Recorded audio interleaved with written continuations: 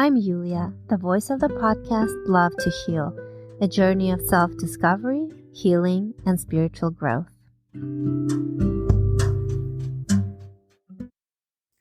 Hello, friends. Perhaps you know that on June 20th of this year, there was a summer solstice, which marked midsummer and also the longest day and shortest night of the year.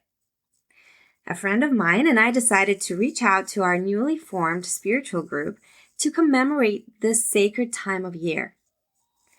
No surprise at all that many members were excited to attend, especially when we announced that there would be a fire ritual to honor the sun and an opportunity to release that which is no longer needed in order to welcome new beginnings.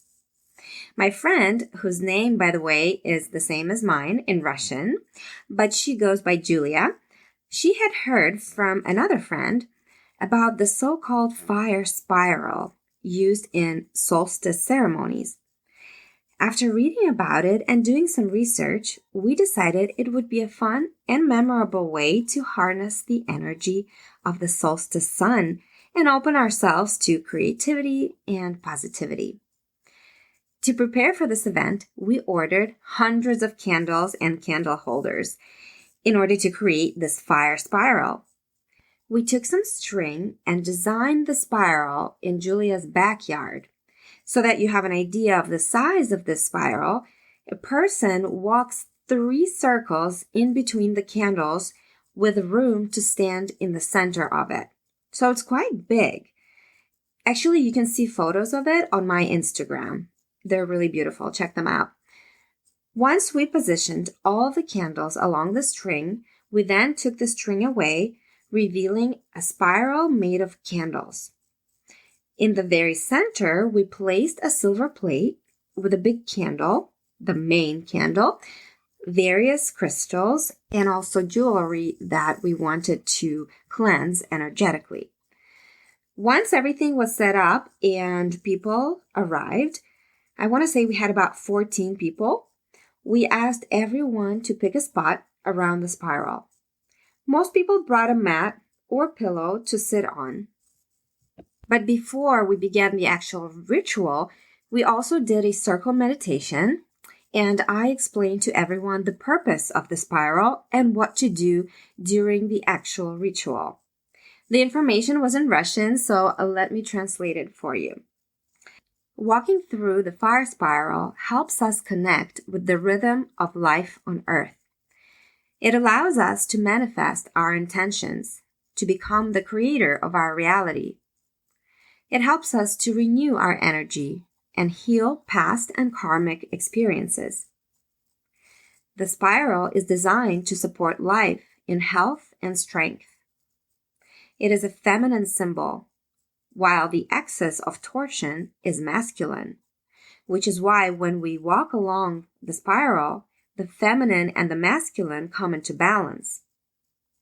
As I mentioned, we had placed one main candle in the center of the spiral.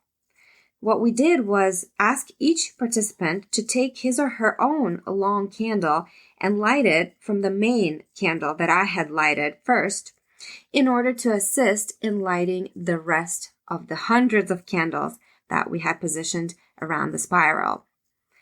Once every candle was lit, I turned on meditative music and was the first one to walk the spiral so that everybody could have a clear example of what to do.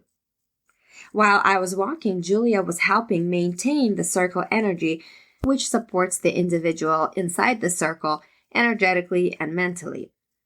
We explained to everyone at the beginning that it was important for all participants to stay the duration of the ritual, to wait until every person had gone through the spiral so as not to break the collective energy of the circle. So now I was finally ready to enter the spiral. It was still light out. It was around 8 p.m., but the candles could still be seen clearly, showing the path. I prepared my intention and gathered my thoughts. At the entrance to the spiral, I paused to feel the moment. Then I started walking in a clockwise direction to the rhythm of the music playing. Naturally, being a dancer that I am, I had to walk to the rhythm of the music, and I really, truly enjoyed it. After the event, one of the attendees said that it looked like I was waltzing through the spiral. I tried to go slowly, giving time for my thoughts to match the rhythm of my steps, because with each step, I would thank God for a certain past emotion or experience that I wanted to leave behind. I remember smiling as I walked and got closer and closer to the center of the spiral. I had noted to everyone prior to the ritual that in some moments it was possible that we could feel resistance of space, in which case it was best to stop and take a break and then continue. In rare cases, people feel resistance all throughout the walk and they never reach the center, in which case it's best to exit and attempt again later. Luckily, nothing of the sort happened to me, and I reached the center of our makeshift altar. There, I did a sort of yoga sun salutation, if you will, stretching up with my arms, thanking God for all his blessings, and then I turned in a circle, making sure that I greeted all four cardinal directions. Then I started to go back through the spiral the same way I came, but now in counterclockwise direction. As I was leaving, I made projections for the future, setting intentions and making wishes for things like love and understanding and health and happiness. The idea is to wish generously for yourself and not for anyone else. Some people had asked if it would be okay to make some wishes or intentions for their siblings or kids, for example. But we made it clear that no, this ritual is actually done for yourself, using your energy, and it's important to be generous with yourself. As it was written in the description of the fire spiral, we all agreed that it was much easier to exit the spiral than to go into it. It's as if the energy of the spiral kind of carries you out, pushes you out in a way, and with it, your life unfolds and it propels you to a new and great future. When I reached the entrance to the spiral, now being the exit at this point, I turned around, I bowed, and I walked back to my seat. After me, 12 more people followed suit, each with a unique rhythm to their walk and duration of the ritual. Some hesitated at certain points in the spiral, some hurried through, others took their time in the center of the spiral. Everybody's ritual was a little bit different. One of my friends actually said that she felt a lot of heat emanating from two women as she passed them during the walk, which made sense because those two ladies actually practice Reiki, and they said they felt great energy in our circle. They would put their hands out toward the spiral and help project their energy and good intentions and help the person going through the spiral by supporting them energetically. We didn't time ourselves, the ritual, but if I had to guess, every person probably took about 5 minutes. We had one person that decided not to go through the spiral, which was completely fine. They just stayed and helped us maintain the energy of the circle, and they observed and enjoyed their time that way. Some people that went through the spiral didn't feel anything, but again, they really enjoyed their time there. You could see them all relaxed and just forgetting about their problems and letting the magic of the night reign in the moment. And other people, they said they actually felt a lot of great energy and they just felt so happy afterwards. Towards the end of the ritual, it was starting to get dark finally. Since it's the longest day of the year, we had to wait until almost 10 p.m. for it to be really dark. And when it finally became dark, the candles were so visible in the grass. It was absolutely breathtaking. Plus, there was the full moon shining bright. and people started to dance to the music and just to give in to that meditative state. It was truly a special time. Once everyone who wanted to go through the spiral finished their walk, my friend Julia being the last one, it was time to ground our energies. I said some closing remarks, such as to be thankful for this amazing opportunity for renewal, to be proud of ourselves for having participated and supported fellow participants. I asked everyone to repeat silently in their head that I am love, and to go about our lives sharing this abundant resource that we have. And so the final step of the grounding was to drink some water and indulge in some fruit and nut plates that we had prepared ahead of time. And everyone stuck around. Nobody really wanted to leave. Everybody had such great emotions at this point and wanted to share their experience.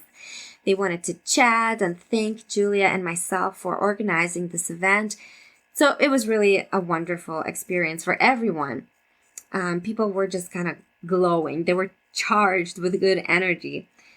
This ritual, by the way, can be done for the winter solstice as well, which we will likely do in 6 months.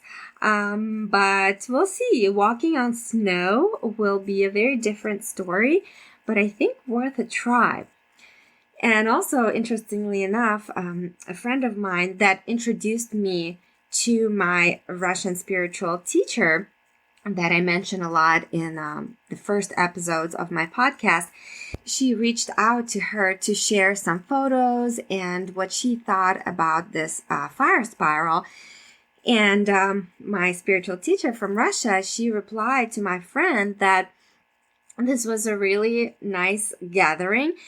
She said it wasn't as powerful as it could have been because the place that we chose, the backyard of Julia, it wasn't a sacred land or like a sacred space that would have provided for a lot more energy.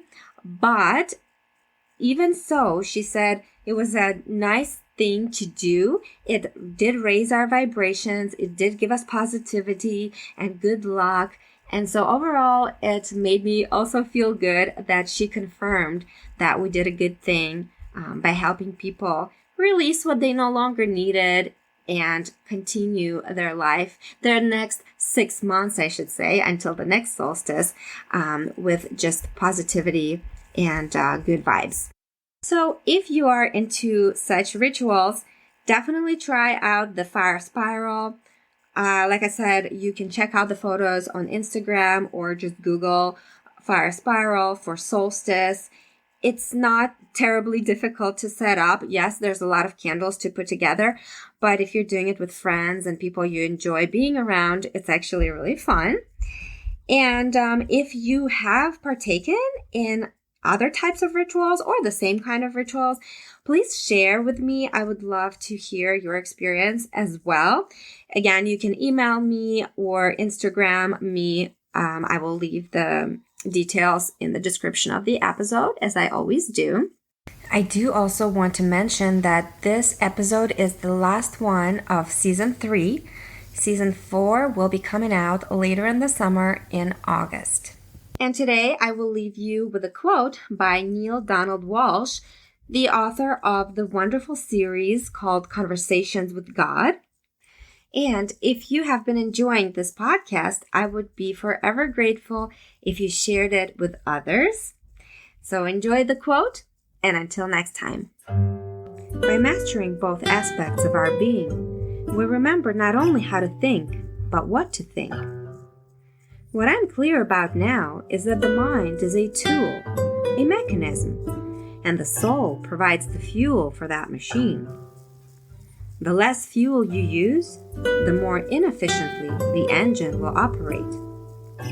On the other hand, if your soul fills your mind with spiritual energy, you will be mindful, and the workings of this engine can produce miracles.